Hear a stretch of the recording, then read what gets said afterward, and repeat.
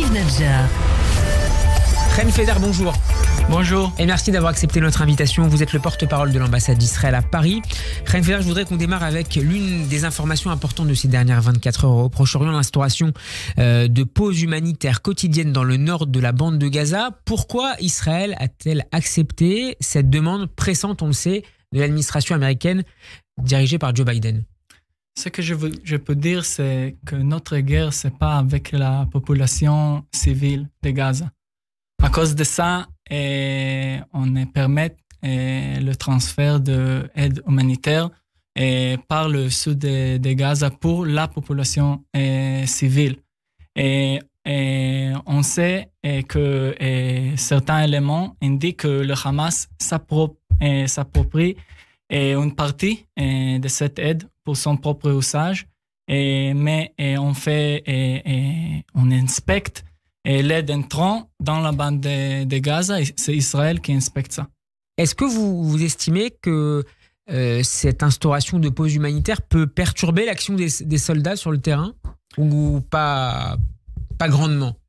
Pas beaucoup. C'est difficile pour moi de répondre parce que je ne suis pas en général de l'armée, mais je suis sûr que le force sur terrain va continuer comme il faut et ça ne change rien avec l'avance de Tzahal dans la ville de Gaza pour prendre et trouver premièrement les otages et deuxièmement les commandants de Hamas.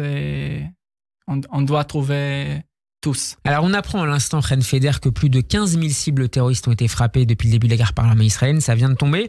Tzahal qui a pris le contrôle tout à l'heure du quartier général du frère de Yahya Sinwar, le chef du Hamas dans la bande de Gaza. 30 terroristes ont été éliminés à cette occasion. Et par ailleurs, des civils palestiniens sont en train de quitter plusieurs hôpitaux du nord de la bande de Gaza. Des civils qui ont été visés par des tirs du Hamas pour les empêcher de quitter ces zones-là. On est en train de comprendre un certain nombre de choses, selon vous, à l'international, sur justement l'utilisation par le Hamas de ces civils comme boucliers humains. Je crois qu'on a dit ça de début de cette guerre, que c'était Hamas, cette organisation horrible, terroriste, utilise sa propre population comme bouclier humain. Et chaque fois, chaque jour, on reçoit des vidéos, des autres preuves d'exactement ça. Aujourd'hui, c'est avec l'hôpital. Des gens qui sortent d'un hôpital et avec des drapeaux blancs et on voit que le Hamas tue sa propre population. C'est horrible. C'est extrêmement difficile d'expliquer ou comprendre cette action. C'est horrible. Ces évacuations, est-ce qu'elles vont permettre à Tzahal de viser plus directement ces hôpitaux justement qui sont, on le sait, des centres de commandement opérationnel du Hamas dans le nord de la bande de Gaza? Alors, dans cet endroit, on doit être ménagé très lentement parce que bien sûr, on a cette population là-bas et on essaye de faire tout ce qui est possible pour donner la possibilité de sortir.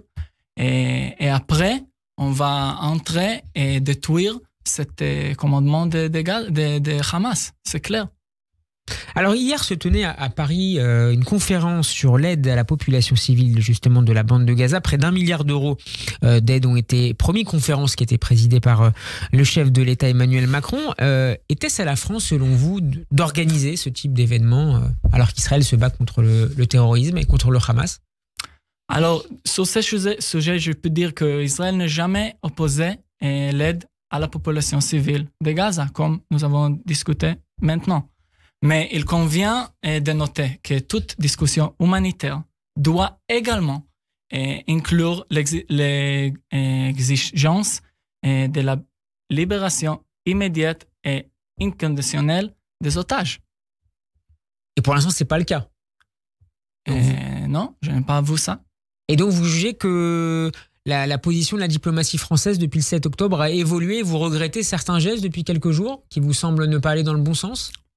Je vois que la France et même le président Macron et les autres chefs d'État aident et font qu'est-ce qu'ils peuvent pour aider la situation avec les otages aussi. Mais on doit, chaque fois qu'on discute la situation humanitaire à Gaza, on doit aussi discuter de ce sujet. Ce n'est pas possible de discuter la population civile à Gaza sans discuter la situation avec les otages qui sont là-bas 34 jours sans médecin, sans voix, sans la Croix-Rouge.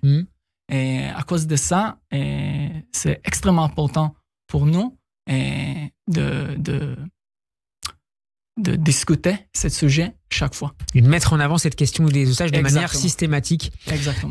Ren Feder, restons encore sur la France avant de nous séparer, et un mot sur l'antisémitisme qui touche la France malheureusement et le reste du monde. Une grande marche civique aura lieu dimanche à Paris contre l'antisémitisme. Est-ce qu'en tant que diplomate israélien, vous vous inquiétez de la multiplication des actes anti-juifs dans le pays à la suite du déclenchement de la guerre après le massacre terroriste du 7 octobre?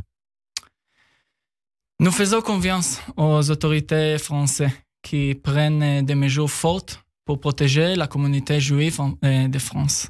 C'est triste de voir qu'en 2023, on devrait encore s'inquiéter de porter un kippa à l'extérieur. Cela ne devrait jamais être le cas.